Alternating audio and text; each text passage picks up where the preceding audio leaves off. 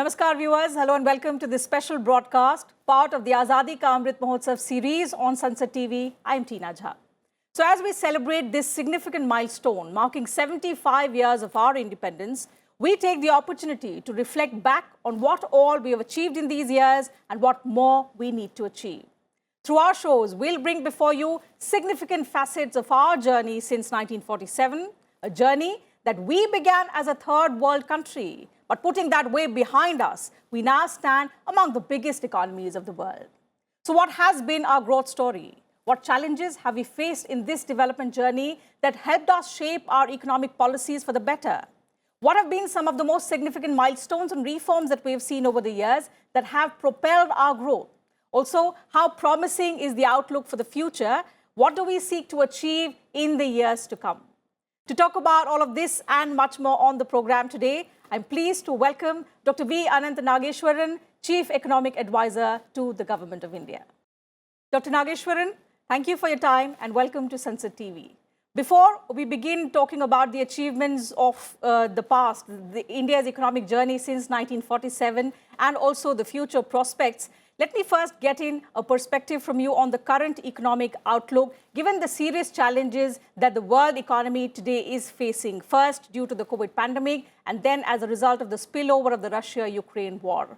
What impact are these global factors having on the Indian economy and how well placed are we in dealing with them? Thank you, Tina. I think the global situation, in fact, we are speaking on Saturday after the United States and the global stock markets had one of the most difficult and underperforming weeks. And yesterday in the US trading, the 10-year bond yield of the US government went up quite a bit. Now the cost of borrowing for 10 years for the US government is 3.16%. And if you just go back 2 years ago, they were very close to 1.5% at best. So we are definitely impacted because India has a global trade in the sense that India's exports and imports share of GDP is 45%. So whatever happens to global economy will affect us. Export prospects may go down if the world economy cools, which is what we expect in the second half of this year for the world economy. And if prices of commodities like food, energy, and fertilizer increase as they have, then our import bill goes up. Our trade deficit and current account deficit will go up, which need to be financed. And financing them in an environment where global markets are becoming cautious, investors are becoming risk averse because geopolitical uncertainties are very high, all this will naturally cast a shadow on our short-term economic prospects. And we need to do a very fine balancing act between multiple considerations, keeping growth going without necessarily stoking inflation, without necessarily increasing our fiscal deficit, because that would immediately translate into a high current account deficit, etc. So these are the short-term problems we face, and they could last a quarter or two, or maybe even slightly longer. But in the medium term, we have certain silver linings. One is that our most important silver lining is that the Indian banking system and the financial sector in general are healthy for one simple reason that in the last decade, they went through a period of stress, adjustment, balance sheet repair, and therefore they are now entering this decade with a much better financial strength. The same thing applies to the Indian corporate sector. They also went through a period of balance sheet adjustment. They reduced their debt. So India's corporate debt to GDP ratio has come down from around 73% down to 53%, if I'm not mistaken. So there also, their balance sheets are also in fine fettle, so to speak. And then India's tax rates are very reasonable. And in spite of that, we had achieved a very tremendous tax revenue growth in 21-22. And overall, India's export sector may be gaining competitiveness. We achieved export number of $420 billion in merchandise goods alone, not to mention the fact that our services and software exports are doing quite well independently.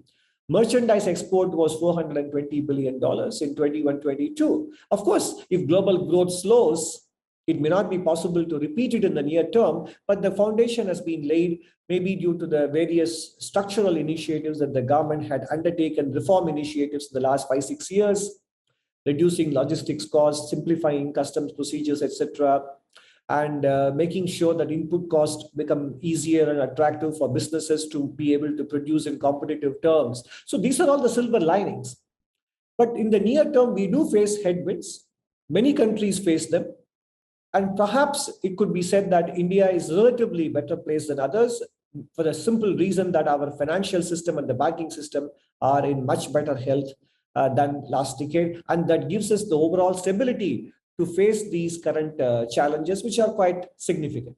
Absolutely, and very significant, Dr. Nageswaran, when you say that, India is better placed, given the global situation, we are seeing leading economies, in fact, very, very volatile situations persisting there, record high inflations. That, in a sense, is a silver lining for India because we are better placed, as you imply. And the fact that, we have also dealt with the pandemic relatively well. So the last 2 years have been very, very difficult for the world. We have sailed through well in terms of the pandemic. And now, even amid these challenges that have borne out of the war, we are relatively better placed. In that aspect, if I could just, take you back a little in time and try and understand what has been the most significant strength of the Indian economy that has helped us overcome these challenges, especially the geopolitical changes as well. See, the thing is, as you correctly pointed out, the fact that we also handled the pandemic in retrospect, looking back, the way we handled it, as challenges emerged, we addressed them. We got one of the most successful vaccination program, and that clearly enabled our economy to get back to a level where many sectors are ahead of their March 2020 levels. Contact services are the ones that are lagging behind, but they are coming back, as you can see in restaurant footfalls and air traffic growth, etc. And that's also visible in the goods and services tax collections, which have been creeping up on average. And that's a sign of both formalization of the economy, underlying economic vigor, as well as, of course, some inflationary impact as well that cannot be dismissed.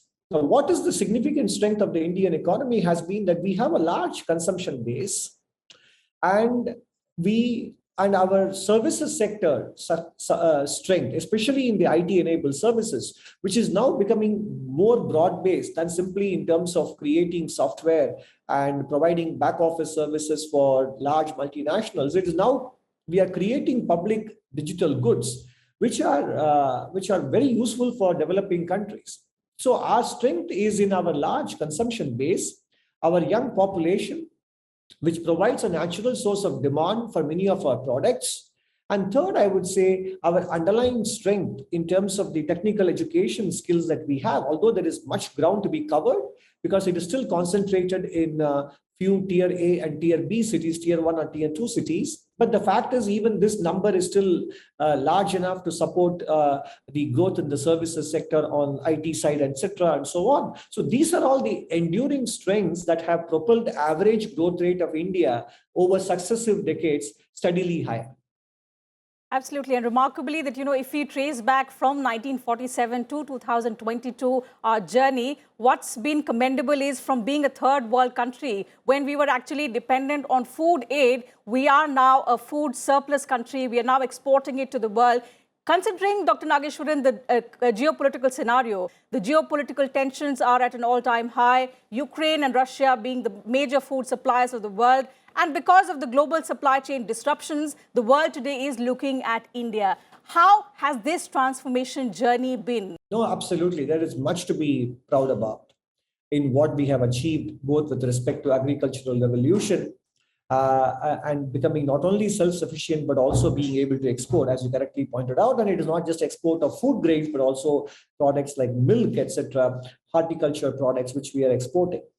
And clearly, if you look at decade after decade, certainly some of the important public sector investment projects undertaken in the 1950s have provided the base. For example, India's IT-enabled services may not have grown as big, but for the fact that many of the public sector enterprises were set up in Bangalore in the electronic sector, thanks to its climate and also the availability of talent. And that provided the foundation for the IT-enabled services to take off when global conditions became attractive.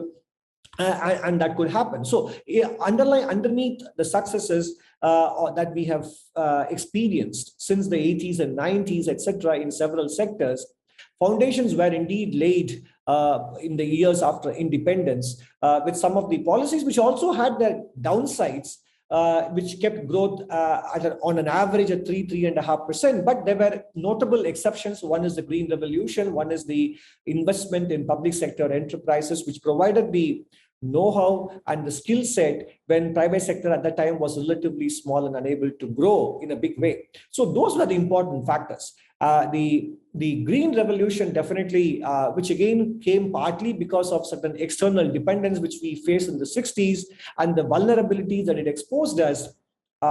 We undertook a massive public investment program in agriculture and Green Revolution, and successive governments have continued with that. And the current government, for example, has been investing in soil upgradation, the national soil cards, and then the Kisan and the continued support to MSPs, reforming the procurement under the Food Corporation of India, etc. So clear, and then oil seeds mission, which were launched in the 80s. So all these programs over the years, there has been continuity across governments.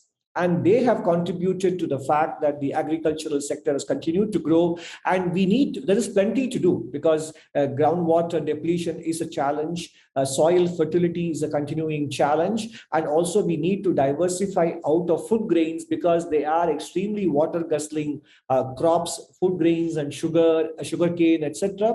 So as a country, we will, while we have to acknowledge the challenges, we should also take pride in the fact that there is much to learn from our own successes, which can be then replicated in the remaining areas as well. Absolutely. As we grow further, the challenges will continue to grow and diversify. And in the wake of that, Dr. Nageswaran, at the moment, what's our strength? And you rightly mentioned is the youth resource.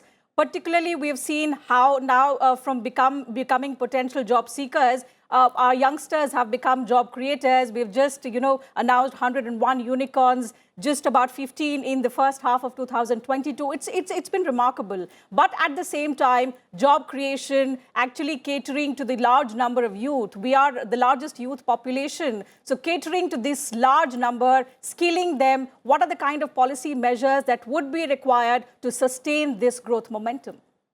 Absolutely, well said. India's success strength is not just as I mentioned, the young population, demographics, consumption base, and in the near term, as I mentioned, the resilience of the banking sector after going through a period of adjustment last decade. But more importantly, what you pointed out just now is the entrepreneurial mindset and entrepreneurial attitudes among the youth who are willing to risk and start new businesses and grow. And especially these days, it is not just about the number of unicorns that India have created, it's about the underlying ecosystem and the culture that is now diffusing across most of the big cities, not just the big metros. And many educational institutions, whether they are in the metros or in the second-tier cities, all of them have now incubators and entrepreneurial institutions of development inside their campuses. So this entrepreneurialism is no longer a activity confined to a small set of elite people coming from big metros, but it is now pretty much accepted as one of the most important avenues for our youngsters to grow and, as you put it, become job creators rather than job seekers. And that is also an important source of strength. Now, what we can do to sustain them? Of course, it's very important that our educational institutions do interact with the industry in such a way that the curriculum that is being taught is contemporary, is relevant to the needs of the industry. And more importantly, our students must come out with skills to apply them and also be able to articulate themselves. Because many a time we also notice that industrial units and enterprises are forced to retrain our students before they become employable. That is a waste of resources that could be applied elsewhere, which means the curriculum hasn't yet adequately prepared them. So there is work to be done in that area. The second thing that we need to do with respect to skilling is that in the last 2 years, Many years of schooling and learning and the social and behavioral skills have been lost because educational institutions have remained shut down longer than they have remained open in the last 2 years. That needs to be addressed. Otherwise, it can become a medium-term challenge to our growth potential. So state governments and the union government in combination have to make sure that the last 2 years of loss of both learning skills as well as cognitive and behavioral skills, etc., are quickly addressed. And the third thing I would say, there should be competition with respect to institutions of higher learning and some of the offerings. And I think UGC is beginning to take these steps, allowing people to pursue dual degrees, etc. And then the 4-year degree program, and also competition among higher educational institutions from overseas and from within has to be fostered. And that is what will ensure a steady supply of skilled personnel for India's growth needs in the decades ahead. Back to you. Absolutely. So, an important point that you made was about the coordination between center and states. That has been one of the biggest trends of the federal democracy that we are. But in recent times, Dr. Nageswaran, what we are seeing is growing divergences between both the center and the state, particularly when it comes to, reform measures like the GST, for example, also war of words over the fuel taxes. So, how does it augur well in terms of investment and the kind of investment climate that we have been trying to create? Does it create sort of a barrier in terms of the opportunity that is open to us at the moment, given the global environment, the global economies are facing a recession, the economy of China in our neighborhood is also slowing down. So that kind of opportunity that is open for India, has been open for India for the last 2 years or so. But because of factors like these, we've not been able to harp on the kind of opportunity, not transform them into some kind of positive outcome. No, I think you have making several points in this one query, so I need to structure my response carefully. So that there is scope for improvement in our federalism is a reasonable statement to make. However, I don't think we should be too concerned by surface or superficial rhetoric that is somewhat par for the course in a democratic, a noisy, vibrant democracy such as ours, because underneath the surface differences or tension or friction, as you put it, there is a certain consensus that works silently, and that is what paves the way for many reforms to happen below the political level, at the level of bureaucracy and the technical personnel, etc. That ensures that many of the initiatives of centrally sponsored schemes or initiatives diffuse down the states. And it's also true that some of the successful initiatives that states have taken have been accepted and adopted by the center for national level rollout. So this kind of a two-way sharing of ideas and schemes and plans is happening underneath the surface. So, and I don't think it is having a deleterious or adverse impact on investments, both domestic and international, because the proof of the pudding is in the eating. India's foreign direct investment inflows have been rising very steadily in the last 8 years. And despite the pandemic years, India continued to attract investments from overseas, because India does need overseas investments due to the current account deficit and the import dependence we have on several key commodities. So we need to remain open, and investors are responding partly because of our own efforts and partly because of challenges they face elsewhere in the world. They are coming to India, and we need to make sure that the investment environment is reasonable, consistent, transparent, stable, and also treats both domestic and foreign investors pari passu in terms of on an equal footing. If that is the case, then capital formation will continue to happen and grow. And if they were a little bit on the lower side in the last decade, that is because of what I mentioned earlier. It is because the financial system and the banking system were undergoing a period of adjustment. Hence, credit growth and capital formation were somewhat sluggish, but there are enough signs, with the government now putting a lot of emphasis on its own capital expenditure as a way of crowding in the private sector, and private sector is beginning to respond. That will now become more and more prominent in the data.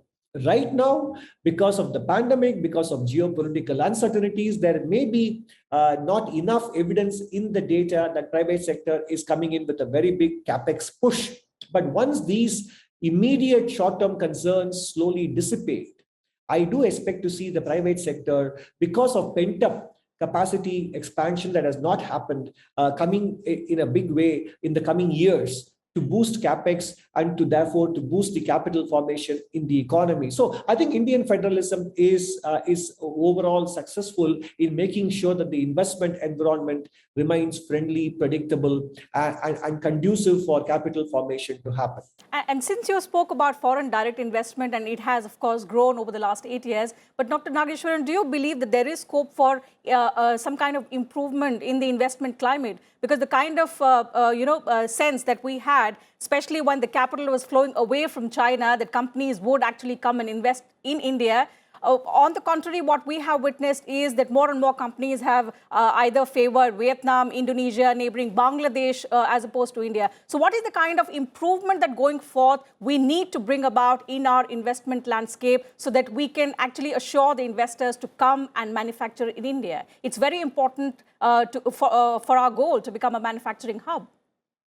Yeah, that is true. And we are doing that. I mean, for example, the production-linked incentive schemes are a recognition of the fact that we need to do more in order to attract both domestic and foreign manufacturers to set up production facilities in India to be able to make in India for the world, which is what they do in countries like Vietnam and Bangladesh and China, and even in Mexico, Eastern European countries, where they set up shop not just to cater to domestic manufacturers, because with the exception of China, other countries are relatively small, but they are setting shop there to take advantage of lower labor costs, higher productivity, etc., and be able to export to the world. So the production-linked incentive scheme is a clear recognition of what works elsewhere, especially in East Asia, and whether we could replicate it.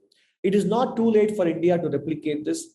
In fact, I would even reject the arguments that India has faced premature deindustrialization. In fact, I would say we haven't industrialized enough.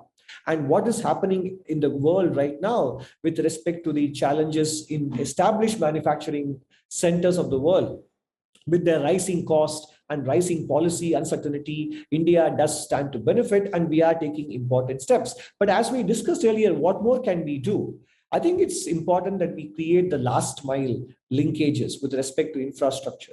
Most of our facilities should be plug and play. And that is where I think local and state governments can also pitch in and make sure that whether it respect to last mile access roads or internet or water availability, reliable power, etc., need to become more of the norm than the exception. And the second thing is the availability of talented personnel, skill sets is very important. Because it's one thing to have lower labor costs on an absolute basis, but it is another thing to make sure that their productivity is also comparable. Ultimately, what matters to manufacturers is not just the absolute level of cost, but the skills they are getting in return. So productivity of labor, if you take that into consideration, then India has room to catch up with others. The third thing, of course, is that the policy environment is conducive, and the government is ensuring that by removing irritants such as the retrospective taxation that were hanging fire for 8 to 9 years. And then, for example, by going ahead with the initiatives like privatization, which was stalled for 2 decades.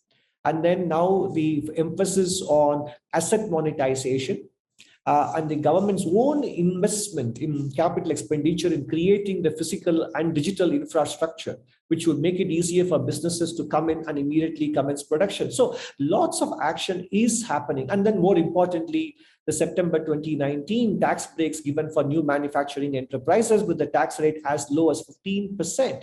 So it is always the case that lot can be done and should be done in the areas I mentioned, but a lot has been done as well. And that is evident in the numbers we are getting. Absolutely. So when we talk about the future prospects and the kind of performance that we have shown over the last few years, and it should continue even in the times to come, how well placed are we to achieve our target of becoming a $5 trillion economy? And by when do we expect to reach that milestone? So milestones are important because they give us some sort of a goal or something to aspire to aim for, but we should not be consumed by them. Because if we are focused on achieving a particular number, we may take certain short-term actions that would achieve that number at the cost of medium-term prospects. So the achievement of growth numbers should be a logical and natural consequence of doing the right things, not just by the government, but also by the private sector. For example, Indian private sector has to invest in research and development. There are plenty of CSIR laboratories which are pursuing research. How much of it is relevant to the industry? How much of it caters to our product and technology upgradation? Are we climbing the economic complexity rankings, which show that our manufacturing products are becoming sophisticated, so that we don't have to rely on low and cheap labor as our attractive proposition, but we should also be able to rely on the technological complexity and sophistication of our product. And for that, industry has to be willing to invest in R&D, and how much they collaborate with both private and public sector scientific institutions. That is a key consideration in order to be able to grow to reach $5 trillion. As of now, as per IMF forecast, we are on track to achieve $5 trillion by 26-27. Of course, it depends on the exchange rate that Indian rupee and dollar will have in the coming years, and that therefore could even accelerate the achievement by 1 year or postpone it by another year. That all depends on how the exchange rate evolves.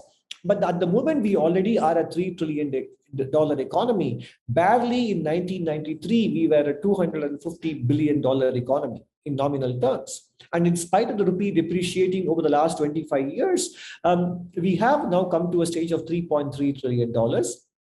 And we have achieved that without accumulating the kind of debt that other countries did to be able to reach higher GDP numbers. That shows that our debt is therefore more sustainable rather than our growth is therefore more sustainable and more likely achievable than if we had got to this number through simply accumulation of debt. So there is plenty that is we have done, and 5 trillion is an important landmark or milestone in the global community of nations. But that is not the most important thing in the long run scheme of things. As long as we continue to do the right things, both in the private and the public sectors, then growth milestones will automatically happen. Absolutely. And this is what the Prime Minister keeps talking about, Dr. Nageswaran, that while we are celebrating this important journey of India at 75, it's also important to not deviate from what our ambition is for the journey ahead that we are yet to cover and the kind of transformation that we are yet to see in significant terms. So in that aspect, if I could ask you one final question, where do you see India in the next 25 years when we celebrate our 100th year of independence? On the global economic landscape, what would be India's position according to you? First thing, we have to remember that there is no precedence at all in the world for a country to emerge into an economic middle income and a higher income status within a democratic framework, which we adopted well before we became economically advanced. And we are continuing to do that, making progress, notwithstanding surface issues and challenges we face. Underneath all of them is that we are making progress, and that is very evident in some of the infrastructure facilities that we see across the country, not just in the big metro. So we are on the right track, and there will always be occasional setbacks and challenges. In fact, we have faced them back to back now in the last 2 years, the pandemic and then the geopolitical shock. How I see the Indian economy evolving is that if we continue to grow at 10% nominal terms in dollar terms, and that too, we would be able to achieve a $10 trillion economy by about 2033. And then if we can double that, we will be able to get to a $20 trillion economy by 2040. Of course, it may not be possible to continue to double that because there will be natural sort of a base will be very high and growth rates will come down as countries become prosperous. Then there is not much of low-hanging fruits to pluck. So we are therefore on track to achieve that kind of growth numbers where we become a middle income economy by 2040. But it is very important that it is not going to happen simply by us showing up. It will happen because we will have to make the efforts in terms of education, in terms of making sure that our population is skilled and employable, in terms of making sure that our health outcomes are sustainable. If you look at the National Family Health Survey number 5, the concerns we have is that obesity in India is becoming a serious issue, and obesity becomes the base for many other issues to lifestyle issues and chronic diseases to come in. And that will hamper national economic and social potential. So we need to address skill, health, infrastructure. Then I think by 2047, India will be one of the top 2 or top 3 economies in the world.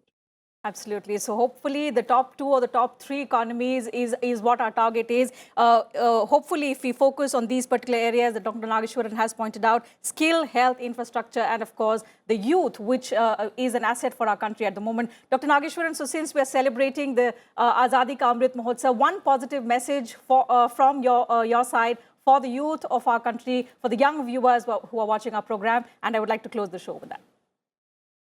We have much to be proud about, and we need to make sure that each one of us puts in the effort to continue to remain proud of what we have achieved and what we will achieve. Youngsters have to remain open intellectually, read eclectically, and not be judgmental. Just be willing to absorb rather than have views at this age and stage. Just keep evolving, then you will be serving the country very well. Thank you.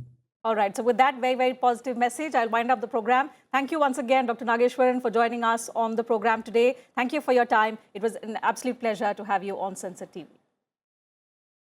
So that's it from us, viewers, on this special broadcast. See you again next time. Thank you for your time.